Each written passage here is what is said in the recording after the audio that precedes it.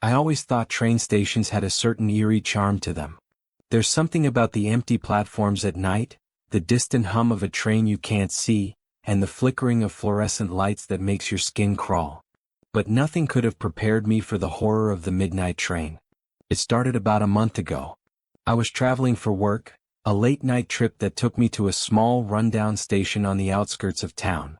It was one of those stations that you'd only find if you were really looking for it, hidden away behind a tangle of streets, almost forgotten by time. My train wasn't due until midnight, so I had some time to kill, and I decided to grab a coffee and wait on the platform. The station was practically deserted, just a few benches, a dusty vending machine, and a ticket booth that looked like it hadn't been used in years. The clock on the wall ticked slowly, and I could hear every second passing, echoing through the silence. I checked my phone, but I had no signal and the Wi-Fi was out, so I just sat there sipping my lukewarm coffee and waiting for the train to arrive. It was around 11:45 when I first heard it, a low, distant rumble like thunder, but steady and rhythmic, getting louder with every passing second. I glanced up, expecting to see the train's headlights in the distance, but the tracks were empty. The sound grew louder and I could feel it vibrating through the bench, through the concrete platform beneath my feet. It was as if the train was barreling down the tracks, but there was nothing there. I stood up, peering down the tracks, straining to see through the darkness. That's when I noticed something strange. The clock on the wall had stopped, frozen at 11:45, even though I could still hear the ticking. I glanced at my watch and it was the same, 11:45, unmoving, the second hand twitching, trying to move forward but stuck. A cold chill ran down my spine and I turned to see if there was anyone else around, but the platform was still empty.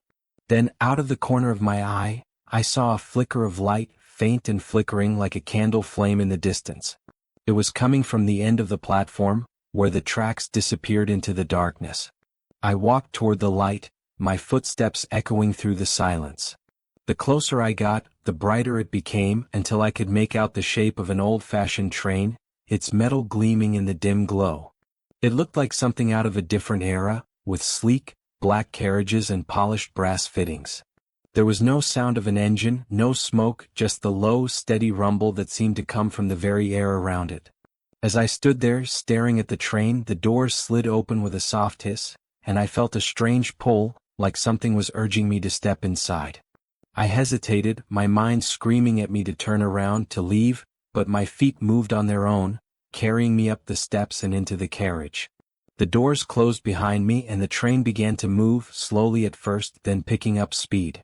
I looked around, expecting to see other passengers, but the carriage was empty. The seats were old and worn, the leather cracked and peeling, and there was a faint, musty smell in the air like damp wood and mildew. I took a seat by the window, trying to shake off the uneasy feeling that had settled over me. Outside, the world was a blur of darkness, with occasional flashes of light that flickered past the window. I couldn't tell if we were in a tunnel, or if the train was just moving too fast for me to see anything clearly. I glanced around the carriage again, and that's when I noticed the mirrors. There were small, oval-shaped mirrors mounted above each seat, tilted at an angle so you could see your own reflection. But when I looked into the mirror above my seat, I didn't see my reflection. I saw someone else. He was a man probably in his late 30s, with short, dark hair and a neatly trimmed beard. He was dressed in a suit, and there was a briefcase on the seat beside him. He looked calm, almost bored, like he was just another commuter on his way home. But then his eyes met mine and I realized he could see me too. He didn't smile, didn't react, just stared at me, unblinking, as if he was trying to memorize my face. I felt a wave of panic rise in my chest and I looked away, down at my hands, trying to convince myself that I was imagining things. But when I looked up again, he was still there, staring at me, his expression unchanged. I tried to move, to get up and leave the carriage, but my body wouldn't respond. It was like I was paralyzed, trapped in my seat, forced to watch this man who shouldn't have been there. The train rumbled on, the sound growing louder, almost deafening, and the lights flickered, casting strange, shifting shadows across the carriage. The man in the mirror finally moved. Slowly, almost deliberately, he reached into his pocket and pulled out a small silver pocket watch. He held it up, letting it dangle from its chain, and I could see the second hand ticking, perfectly synchronized with the ticking I'd heard at the station. He glanced down at the watch, then back up at me, and for the first time he smiled. It wasn't a friendly smile. It was cold, almost mocking, and it sent a shiver down my spine. He mouthed something, but I couldn't make out the words. The lights flickered again, and for a moment I thought I saw him standing right in front of me on my side of the mirror, but then the lights steadied and he was back in the reflection, still smiling, still holding the watch. I tried to scream, to call for help, but no sound came out. The train kept moving faster and faster, and I could feel the carriage shaking, the mirrors rattling on the walls. The man's smile widened, and he mouthed the words again, more slowly this time, so I could read his lips. "Time's up." The lights went out, plunging the carriage into complete darkness. I could still hear the rumble of the train louder than ever, but everything else was silent. I don't know how long I sat there, in the dark, unable to move, unable to see. It felt like hours, but it could have been seconds or even days. When the lights finally came back on, the train had stopped.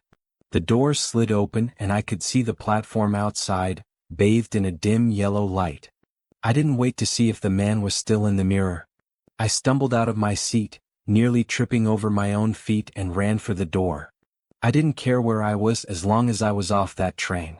I found myself standing on a platform that looked almost identical to the one I'd been at before, but there were subtle differences. The clock was gone, replaced by an old rusted sign that read "Midnight Special" in faded, peeling letters. There was no one around, no ticket booth, no vending machines, just a single bench and a staircase leading up to the street. I took the stairs 2 at a time, desperate to get away, but when I reached the top, I stopped dead in my tracks. I was standing in the middle of a small, empty street, lined with dark, silent buildings. There were no cars, no people, no signs of life at all, just rows of old, crumbling storefronts that looked like they hadn't been used in years. I walked down the street, hoping to find a main road or a taxi, but it was like I'd stepped into another world, a place that had been forgotten, left to rot in the dark. The street twisted and turned, looping back on itself, and no matter how far I walked, I always ended up back at the train station. I don't know how long I wandered those streets, but eventually I found a payphone tucked away in an alley. I picked up the receiver, hoping to call someone, anyone, but there was no dial tone. I pressed the buttons anyway, and to my surprise the line clicked and I heard a voice. "Next train leaves at midnight?" It was the same voice I'd heard in my head when the man in the mirror mouthed those words. I slammed the receiver down and backed away, but the payphone started to ring loud and shrill, echoing through the empty street. I ran, my footsteps pounding against the pavement, but the ringing followed me, growing louder, faster, until it was all I could hear. I made it back to the station, panting, out of breath, and there it was, the train waiting on the tracks, its lights flickering, the doors open. I could feel that pull again, stronger this time, dragging me toward the train, and I knew deep down that I couldn't resist it. I don't remember getting on the train. The next thing I knew, I was sitting in the same seat, the same mirrors above me, and the train was moving faster than before. I glanced up, and there he was, the man in the mirror, still smiling, still holding the pocket watch. I realized then that the train wasn't taking me anywhere. It was just going in circles, looping through the same dark, twisted tracks, forever. And I was stuck, trapped in this endless, nightmarish ride with no way to get off. The man in the mirror raised his watch again, and I saw the second hand ticking faster and faster, spinning out of control.